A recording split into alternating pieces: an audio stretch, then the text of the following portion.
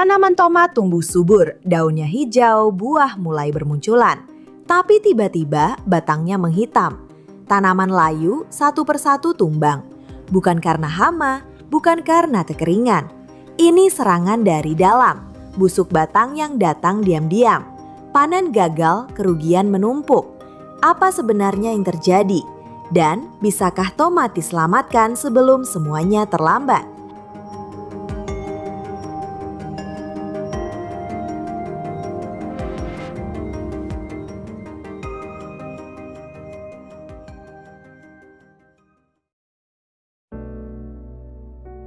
Di ladang tomat yang hijau, hidup tumbuh dengan harapan.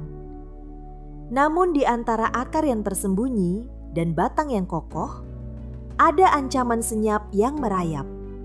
Tanaman layu, batang menghitam, buah gagal matang.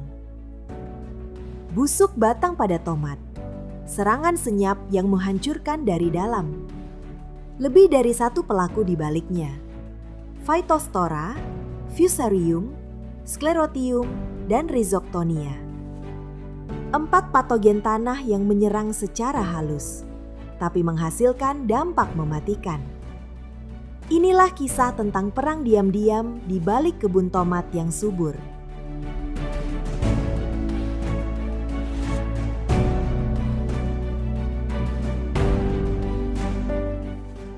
Tanaman tomat yang tampak subur di permukaan sering menyembunyikan ancaman besar di bawah tanah. Salah satu penyakit paling mematikan yang menyerang tanaman tomat adalah busuk batang. Penyakit ini tidak hanya menyerang pangkal batang, tetapi juga merusak akar dan jaringan pembuluh tanaman secara perlahan namun mematikan. Penyebab utama busuk batang pada tomat berasal dari patogen tular tanah seperti Phytophthora spp. Jamur air penyebab utama busuk pangkal batang tomat. Menyebar melalui air hujan dan genangan. Sangat aktif pada tanah yang lembab dan bersuhu hangat. Fusarium spp. Jamur patogenik yang menyerang sistem pembuluh tanaman, menyebabkan layu fusarium yang terlihat seperti kekeringan permanen. Sclerotium rowsii, penyebab busuk batang disertai benang putih seperti kapas, dan butiran sklerotia yang bertahan lama di dalam tanah. Rhizoctonia solani, patogen penyebab dumping off dan busuk batang kering pada bibit dan tanaman muda. Keempat patogen ini menyerang melalui tanah dan akar, terutama ketika kelembapan tinggi, drainase buruk, atau sisa tanaman sakit tidak dimusnahkan. Penyebaran penyakit busuk batang ini sangat cepat, terutama di lahan tomat dengan sistem irigasi terbuka, penanaman tanpa rotasi, dan minim sanitasi. Jika tidak segera diidentifikasi dan ditangani, busuk batang akibat patogen tanah ini dapat menyebabkan gagal panen tomat secara massal, mengakibatkan kerugian besar bagi petani, baik secara ekonomi maupun ekologi.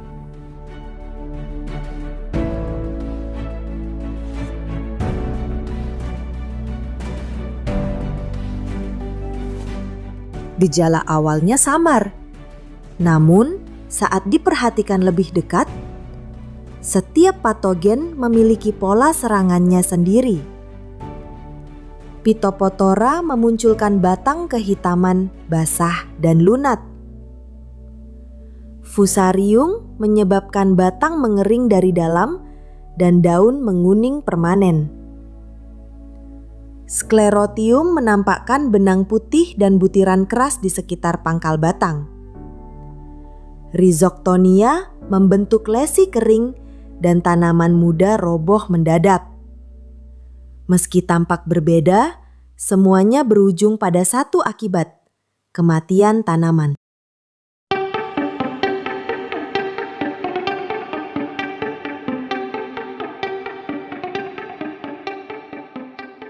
Dalam satu musim tanam, petani bisa kehilangan 30 hingga 70% hasil panen akibat busuk batang.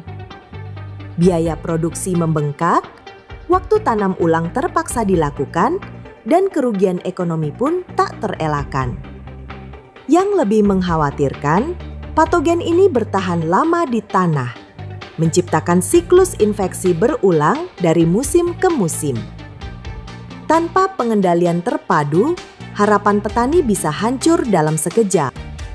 Intensitas hujan yang tinggi mengakibatkan belasan hektar tanaman tomat di Temanggung, Jawa Barat mati. Akibat kerusakan ini petani merugi karena gagal panen. Kerusakan terparah akibat pengaruh cuaca ekstrim dialami sejumlah petani di Desa Pare, Kecamatan Bulu, Kabupaten Temanggung. Hampir seluruh tanaman tomat di daerah ini mati. Selain itu, buah tomat yang sedianya siap untuk dipanen membusuk dan kemudian rontok ke tanah. Menurut salah seorang petani tomat, Wuwuh, intensitas hujan yang tinggi mengakibatkan tanaman tomat mudah mati. Para petani harus menanggung kerugian hingga puluhan juta rupiah. Sementara itu, pasokan tomat di pasaran menurun akibat banyak petani mengalami gagal panen.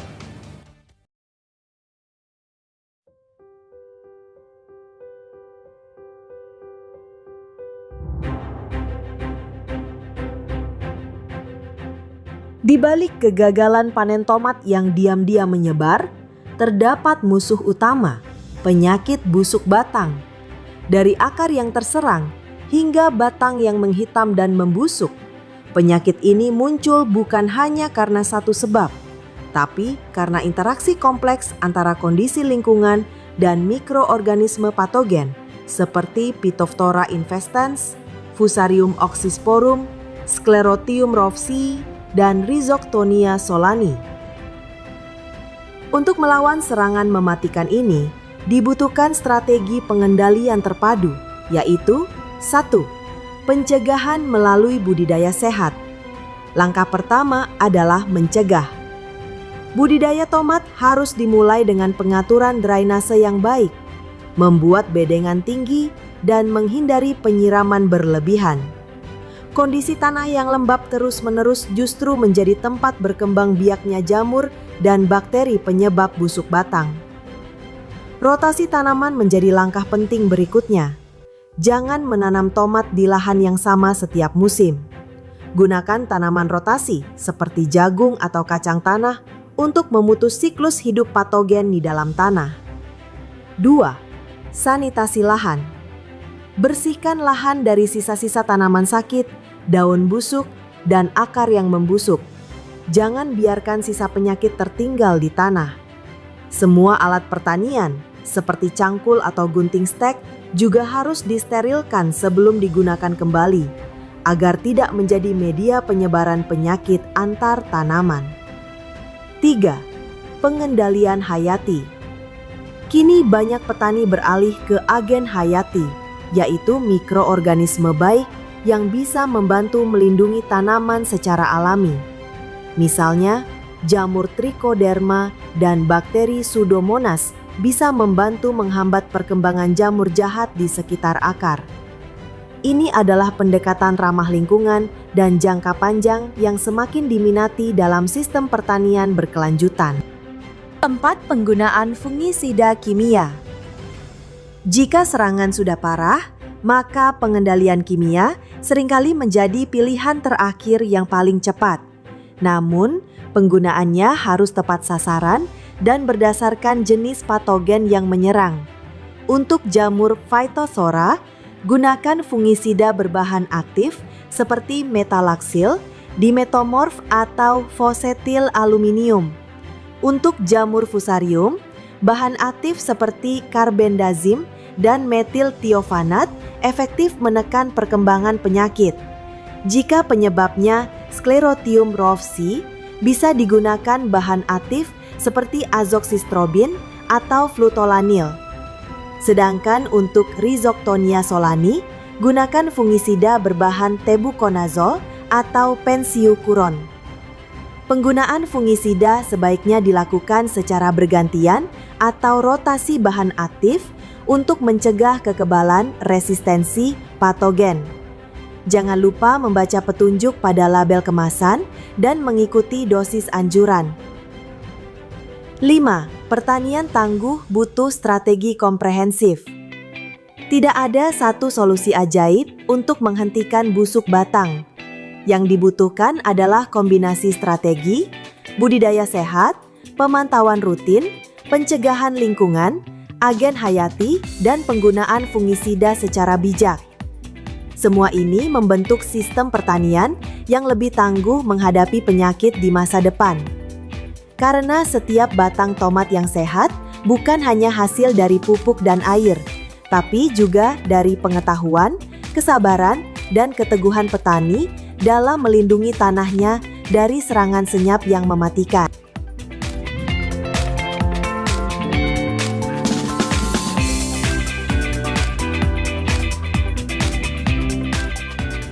Di balik setiap batang tomat yang membusuk, tersimpan pelajaran penting bahwa alam selalu memberi sinyal, dan petani yang tangguh adalah mereka yang mampu membacanya. Busuk batang mungkin menyerang tanpa suara, tapi dampaknya bisa mengguncang seluruh hasil panen. Namun, harapan tak pernah padam. Dengan ilmu, kerjasama, dan inovasi, petani Indonesia bisa bangkit, melindungi tanah, menyelamatkan tanaman, dan memastikan pangan tetap tumbuh subur. Karena pertanian bukan sekadar pekerjaan, ia adalah perjuangan demi masa depan.